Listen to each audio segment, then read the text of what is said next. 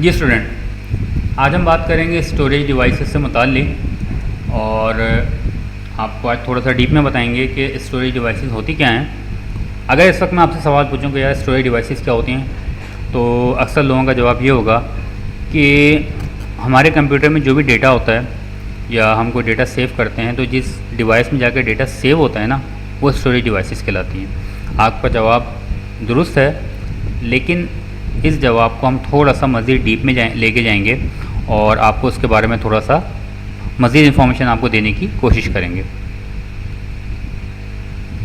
Storage devices को समझने के लिए दो डेफिनेशन अगर आप पहले समझ लें तो आपको काफ़ी हेल्प हो जाएगी।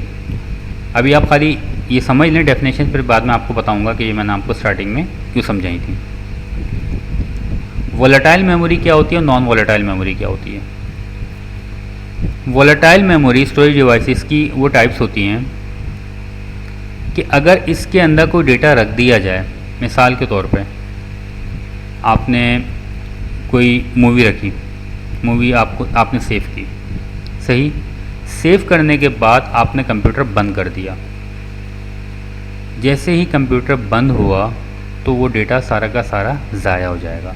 ये कहलाती है वोलेटाइल मेमोरी। यानी इसमें कोई भी डेटा आएगा, आने के बाद अगर आपके पास कंप्यूटर किसी वजह से पावर ऑफ हो गया, आपने बंद कर दिया, कुछ भी हो गया, तो सारे का सारा डेटा ख़त्म हो जाएगा। वोलेटाइल मेमोरी ये होती है, यानी बग़ैर इलेक्ट्रिक पावर के अपने पास ये डेटा को होल्ड करके नहीं रख सकती।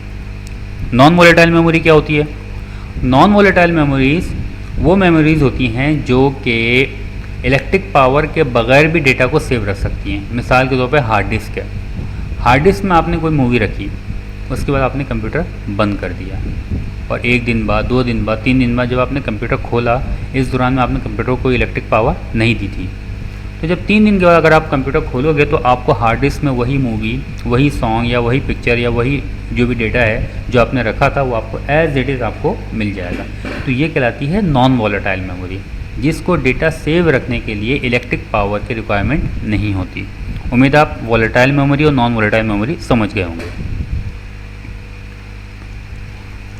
अब हम आते हैं स्टोरेज डिवाइसेस की जानिब। स्टोरेज डिवाइसेस की कुछ शक्लें इस वक्त आपके सामने मौजूद हैं और आप लोगों का यकीन कंप्यूटर होगा और आप लोगों का इन डिवाइसेस से वास्ता पड़ता रहेगा।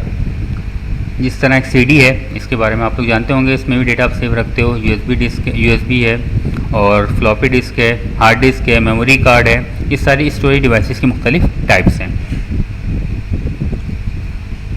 स्टोरेज डिवाइसेस को बेसिकली 2 कैटेगरीज में डिवाइड किया जाता है। एक कहलाती है प्राइमरी स्टोरेज, दूसरी कहलाती है सेकेंडरी स्टोरेज। अभी आप खाली इनकी डेफिनेशन देख लें, फिर अगली जो आने वाली स्लाइड है उसके अंदर मैं आपको इनका पूरा फंक्शन डिटेल से बताऊंगा। प्राइमरी स्टोरेज जो है, इसको हम इंटरनल मेमोरी भी कहते हैं, मेन मेमोरी भी कहते हैं, प्राइमरी मेमोरी भी कहते हैं, और सही। और ये जो होती हैं अपने पास डेटा को बहुत ही शॉर्ट पीरियड ऑफ टाइम तक अपने पास डेटा को स्टोर करके रखती हैं। इसकी एग्जांपल क्या है, कैशे है, रैम है और रोम है, जिसमें से कैशे और रैम जो है वोलेटाइल मेमोरी है और रोम जो है नॉन वोलेटाइल मेमोरी है। अब आपको पता होना चाहिए कि वोलेटाइल मेमोरी क्या होती है और नॉन वोलेटाइल मेमोरी क्या होती है। कैशे और रैम के अंदर जो डेटा कंप्यूटर रखता है, क्योंकि ये भी स्टोरेज डिवाइस है और ये स्टोरेज डिवाइस की जो टाइप है इसको हम कहेंगे प्राइमरी स्टोरेज। तो प्राइमरी स्टोरेज के अंदर कैशे और रैम जो है, इसके अंदर जो भी डेटा होगा, कंप्यूटर जैसे ही पावर ऑफ होगा डेटा सारा का सारा ख़त्म हो जाएगा, ये लोग बिल्कुल फ्री हो जाएंगे, सही। जबकि रोम जो है ये भी प्राइमरी स्टोरेज है, लेकिन ये नॉन वोलेटाइल मेमोरी है। इसके अंदर जो डेटा होगा वो ज़ाया नहीं होगा। अब इन तीनों का काम क्या है ये मैं आने वाली एक पिक्चर में बताऊंगा। अभी तो खाली आप प्राइमरी स्टोरेज की जनरल ये जो 3 टाइप्स हैं ये देख लें और इसकी जनरल सी डेफिनेशन है इस वक्त आपके सामने, इसको देख लें, फिर हम आने वाली स्लाइड के अंदर इसको तफसील से डिस्कस करेंगे। सेकेंडरी स्टोरेज क्या होती है। सेकेंडरी स्टोरेज वो होती है, इसको हम नॉर्मली एक्सटर्नल मेमोरी भी कहते हैं, सेकेंडरी मेमोरी कहते हैं, ऑक्सिलरी स्टोरेज कहते हैं। ये नॉन वोलेटाइल होती है। इसके अंदर डेटा जो है इलेक्ट्रिक पावर के बगैर भी आपके इसके अंदर सेव रहता है। इसकी एग्जांपल क्या है, हार्ड डिस्क है, सीडी है, यूएसबी है, सही, डीवीडी है। ये सारी की सारी इसकी एग्जांपल हैं। और आपने देखा होगा कि आप हार्ड डिस्क को कंप्यूटर से निकाल दो या यूएसबी कंप्यूटर से निकाल दो, निकालने के बाद 1 दिन बाद, 2 दिन बाद, 3 दिन बाद दोबारा लगाओगे तो सारा डेटा आपको मिल जाएगा। तो इस सेकेंडरी डिवाइसेस हो गई और प्राइमरी स्टोरेज डिवाइसेस हो गई। अब मैं आपको बताता हूँ कि ये दोनों काम क्या करती हैं और किस तरह काम करती हैं। देखें, कंप्यूटर जो होता है ना आपका, उसको आप कोई इंस्ट्रक्शन दोगे तो वो काम करेगा। मिसाल के तौर पे आपने कंप्यूटर को कहा कि यार मूवी को चलाओ। अब मूवी चलाने के लिए दो शराइत हैं, या तो वो मूवी आपके पास हार्ड डिस्क में सेव होगी या मूवी की आप सीडी डालोगे। सीडी डालोगे या हार्ड डिस्क डालोगे, या आप इंस्ट्रक्शन कंप्यूटर को दोगे माउस के ज़रिए। आपने सीडी रोम पे क्लिक किया तो समझ जाए हाँ भाई सीडी से आपने मूवी उठानी है। हार्ड डिस्क में कहीं जाकर आपने किसी फाइल पे क्लिक किया वो समझ जाएगा हाँ भाई यहाँ से मूवी उठानी है। ये क्या है? ये स्टोरेज डिवाइसेस हैं। स्टोरेज डिवाइसेस से सारा का सारा डेटा जाता है प्रोसेसर में, वहाँ से उस पर प्रोसेस होता है। प्रोसेस होने के बाद फिर आउटपुट आपके सामने आती है। ये कंप्यूटर का एक वर्कफ्लो होता है। अब हम बात करेंगे कि प्राइमरी स्टोरेज क्या होती है, सेकेंडरी स्टोरेज क्या होती है। इनकी डेफिनेशन तो हमने आपको बता दी। अब थोड़ा सा इस पिक्चर पे हम थोड़ा सा डिटेल से नज़र डालेंगे। सबसे पहले हम बात करते हैं सीपीयू की। सीपीयू क्या होता है? जो आपके सामने कंप्यूटर रखा हुआ है, साइड पे एक बड़ा सा डब्बा रखा हुआ होगा, भाई वो सीपीयू नहीं होता, वो कंट्रोल बॉक्स होता है। सीपीयू उसके अंदर लगा हुआ होता है। मदरबोर्ड के ऊपर बड़ी सी आईसी चिप लगी होती है जिस पर पंखा चल रहा होता है।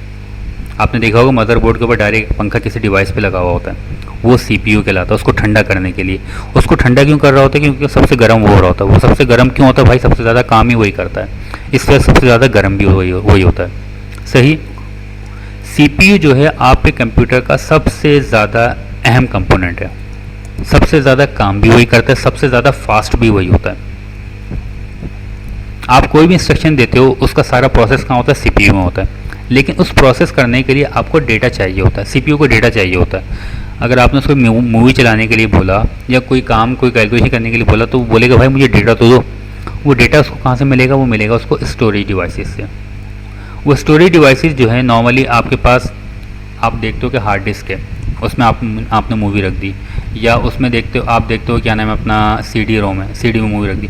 वो सारा का सारा डेटा जो है सीपीयू पर डायरेक्ट नहीं जाता, रैम में जाता है।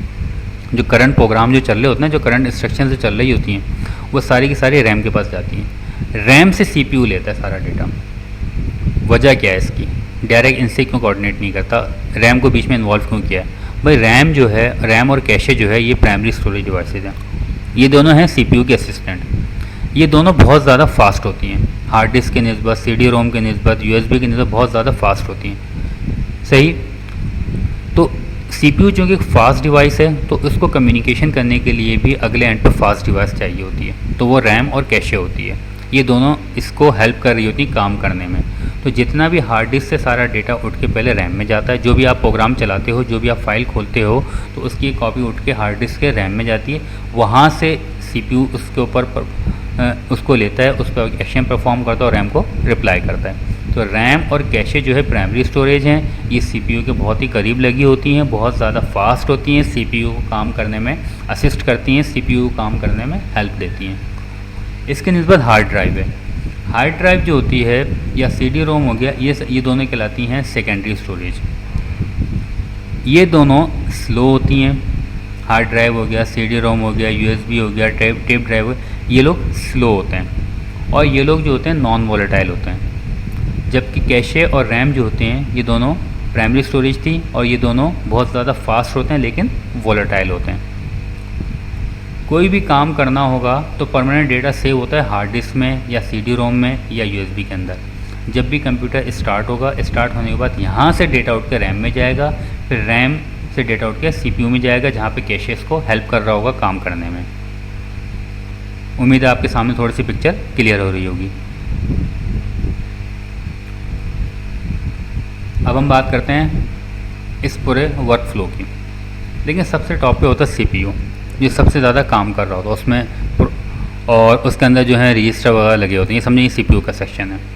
सीपीयू के अंदर ही आपके पास कैशे लगी हुई होती है जो कि सीपीयू को फ़ौरन इसकी समझेंगे फर्स्ट लेवल की उसकी असिस्टेंट है। ये कैशे सीपीयू काम करने में तेज़ी से काम करने में मदद देती है। सीपीयू के पास सारा का सारा डेटा कहाँ से आता है? रैम से जाता है। रैम बीच में आ गई है, सही है ना। रैम क्या करती है? हार्ड डिस्क के जो नीचे हार्ड डिस्क लगी होती है या सीडी रोम लगा हुआ होता है, वहाँ से सारा डेटा लेकर सीपीयू को दे रही होती है और यहाँ से जो जवाब मिल रहा होता है यहाँ से लेके उसको रिप्लाई कर रही होती है। लेकिन अच्छा, यहाँ पे मैं एक बात आपको बताना भूल गया था कि रैम और कैशे जो प्राइमरी स्टोरेज डिवाइसेस हैं, ये मैंने आपको स्टार्टिंग में बताया था कि ये दोनों वोलेटाइल हैं, यानी इनको इलेक्ट्रिक पावर चाहिए होती है। जैसे ही आपने कंप्यूटर को बंद किया तो रैम और कैशे में जितनी इंस्ट्रक्शंस थी, जितने उस वक्त प्रोग्राम चल रहे थे, सब के सब बिल्कुल रिफ़्रेश हो जाता है, ख़त्म हो जाता है। जबकि हार्ड ड्राइव, CD रोम, USB, इनके अंदर अगर आपने एकदम पावर बंद कर दी तो इनके प्रोग्राम इनके अंदर सेव रहेंगे। तो यहाँ पे जो है रैम ये सारा डेटा किससे लेती है? अपना हार्ड ड्राइव से और फ्लैश ड्राइव से, इनसे सारा डेटा लेके ऊपर CPU को ट्रांसफ़र कर रही हो ताकि सारा प्रोसेस हो। तो सबसे ज़्यादा फास्ट कंपोनेंट आप एक फास्ट स्टोरेज डिवाइसेस आपके पास कौन सी होती है? कैशे होती है, उसके बाद जो होती है रैम होती है, उसके बाद सॉलिड स्टेट डिवाइसेस होती हैं। सॉलिड स्टेट डिवाइसेस कौन सी होती हैं? जो कि फ्लैश मेमोरी, USB जो आपके पास मौजूद है, और इसमें एक नई हार्ड डिस्क आई जिसे हम कहते हैं SSD, सॉलिड स्टेट डिवाइसेस। और एक उसके बाद जो आज जो मैकेनिकल ड्राइव और इसके अंदर जो आती हैं आपके पास, जो वो होती हैं क्या कहते हैं अपना स्टोरेज टेप जो होती है, ये सारी इससे कम स्लो डिवाइसेस होती हैं। अच्छा, आपसे एक सवाल है, क्या आपका कंप्यूटर ऐसे भी होते हैं कि जिसमें स्टोरेज डिवाइसेस ना हो? जी जनाब, ऐसे होते हैं जिसमें हार्ड ड्राइव नहीं होती, और ऐसे कंप्यूटर को हम कहते हैं डम टर्मिनल। और ये लोग कौन से स्टोरेज को इस्तेमाल करते हैं? ये लोग नेटवर्क की स्टोरेज को इस्तेमाल करते हैं। वो एक एडवांस लेवल का टॉपिक है, लेकिन अगर आपसे ये कहा जाए कि भाई कुछ कंप्यूटर बगैर स्टोरेज की डिवाइसेस से काम करते हैं, बिल्कुल काम करते हैं, और वो नेटवर्क स्टोरेज लेवल की डिवाइसेस को इस्तेमाल करते हैं। उम्मीद है आप लोगों को स्टोरेज डिवाइसेस के मुतालिक बातें समझ में आ गई होंगी, और अगर आपको इससे मुतालिक कोई सवाल हो तो आप हमारी वेबसाइट पे हमें कमेंट्स में जाके सवाल कर सकते हैं। शुक्रिया।